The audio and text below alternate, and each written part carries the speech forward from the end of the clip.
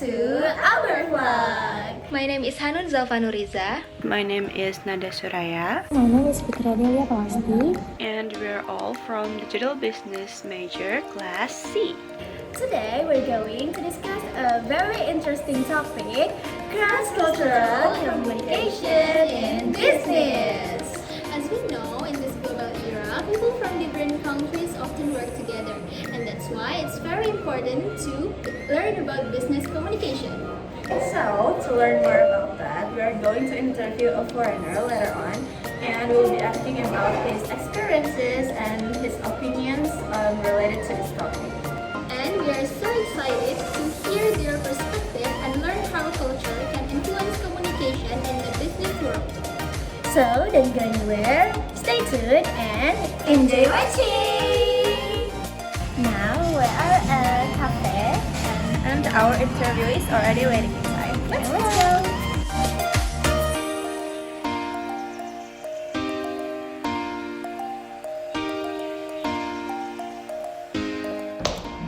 Okay, so today we're going to be interviewing someone from the Western culture about cross-cultural communication and business. Okay, first, what is your name? My name is Adam. So the first question is, what was the biggest cultural shock or surprise for you in the Indonesian workplace? It could be about working hours, communication style, or how people interact with their bosses or colleagues. Right. I find that in Western society, our working hours are way under your guys. So Indonesia, you guys work around the clock, weekends.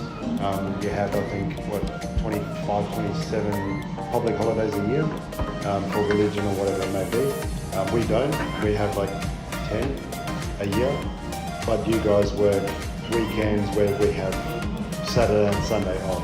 So an office worker in Australia would work from 9 till 5. That's it. Over here you guys work night, weekends, that kind of thing. So there's a big diversity there. Does that answer your question? So only that and no, nothing else.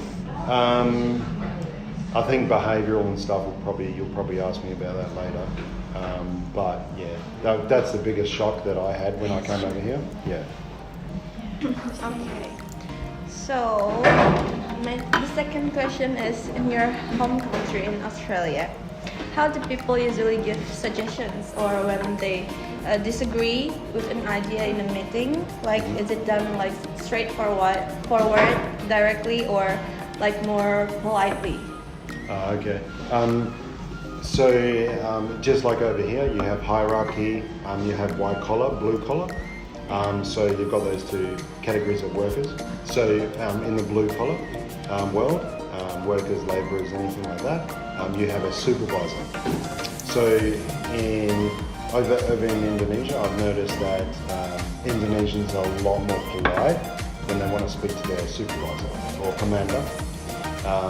In Australia, we're a lot freer of speech, and with their supervisor on the floor, they're very, boss, this isn't working right, this needs to change. And he's like, yeah, okay, I'll mark it down. But in white collar, higher tier, myself involved, a lot more politely. You address them like an Indonesian culture would. Excuse me, sir, do you have time? I've got time at 1 o'clock or something like that. And then you schedule a meeting if you want things to change in the workplace. Yep. But so, in summary of that, people with their supervisor, blue collar, a lot more freer of speech than over here. Yeah. So it's done more straightforward than here. Exactly. Right? Over there, very straightforward, a lot more casual. Over here, an Indonesian, I've seen quite a few Indonesians start with, oh, sorry, can I interrupt you? Can I suggest something? No. Blue collar over there to supervisor, very casual. And the next last question is, how important is small talk, like asking about your family and weekend plans with your CO workers in your culture? And do you think it's helped in building a better work environment? Right. Foremost answer, yes. Small talk amongst colleagues, work colleagues, on the same level, absolutely paramount. That is paramount thing. That builds the work colleagues with good morale. A happy worker is a good worker. But what we find in management roles, sometimes there's a few individuals that just talk and stop working. They'll stop working and they just, oh yeah, so what are you doing on the weekend, you know? No. So that's when they get pulled in line. But so ultimately, yes, for morale between workers, absolutely, that's a good thing. It brings the workplace tighter, more family orientated kind of friend approach. So maybe we could do it like in a lunch break or something, so it doesn't bother Exactly. work. Management, we'd love you to talking all by yourselves while you're eating a lunch or break time after work, absolutely. And that you know, that'll trigger people going out after work, building tighter relationships. That's good.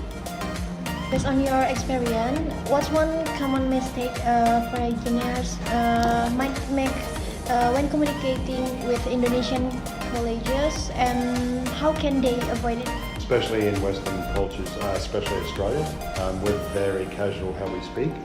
Sometimes Indonesians get offended because we swear a lot.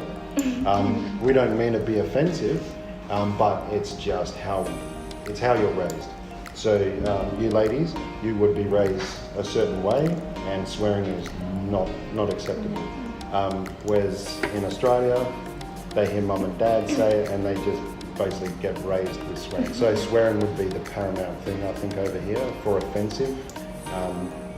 Yeah, that would be it probably. Okay. The last question is, you can imagine if you are a cultural bridge, what is one thing you would teach Indonesians about your culture, and what is one thing you want to teach people from your country about Indonesian culture? So it's Yeah. I would say the first thing that comes to my mind in Indonesia, our Asian countries, is safety. So safety over here is way more relaxed than over in Australia. I've seen some construction companies or people in my field, and I'm just like, oh my god. If you go to China, the workplace is very relaxed on safety. So it comes across to Western people like life is cheap. If you fall from there, we'll just get another guy to jump off there. And that's how they treat them in China. They're very relaxed on safety. So I would like to bring that culture and understand that Indonesian lives are worth a lot more than how they're taken. To get a project done, lives are worth a lot of money. Like your lives are worth a lot of money to your parents or family. That's how the workplaces over here should see projects. Flipping that, going the other side, I think Australian workers for sure, or Western cultures in the workplace, they need to be more stricter with more regimented working hours, or how the people are. Because I find Indonesian people myself, they're very buttoned down, we're going to get this job done, everything like that, and I find that very good.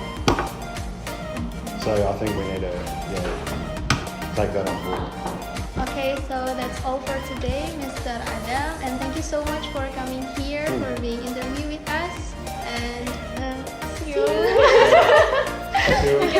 Bye-bye. Bye-bye. Bye. Bye guys. Bye. So, we're done interviewing Mr. Adam about cross-cultural communication in business. And what do you guys think? Did you guys get or learn something new from the interview? Of course, that was such an insightful conversation. We learned a lot about how cultural differences can make and can affect conversation in business.